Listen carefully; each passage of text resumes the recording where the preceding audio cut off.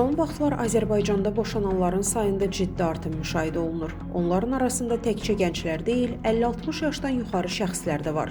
Bu isə ictimaiyyətdə narahatlıq yaradır. 20-30 ildən çoxdur evliliyini qoruyan insanlar niyə boşanırlar? Qlobal İnfoza danışan sosioloq Üzeyir Şəfiyev deyib ki, bu məsələ cəmiyyətdə xroniki sosial anemiya halını alıb.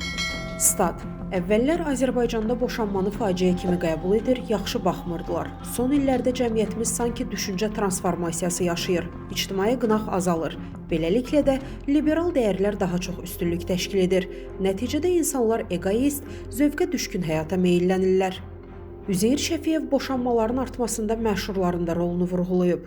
Tanınmış simalar ayrılığı təbliğ edirlər. Bugün hansısa bir müğənni saytda efirdə boşandıqdan sonra gözəlləşdiyini deyirsə, təbii ki, boşanma sayı da artacaq. Yaxud düşünün, bir ifaçı açıq şəkildə ərinə xəyanət etdiyini açıqlayır. Bu, ailə dəyərlərinin deqradasiyaya uğradılmasıdır. Qərb güc mərkəzləri klassik ailə institutunu hədəfə alıb. Bəzi efirlərdə bunu açıq görürük. Hətta olmayan şeylər real ailə hadisəsi kimi təqdim olunur. Statın sonu. Açıqlamanı tam halda Qlobal Info saytında oxuya bilərsiniz.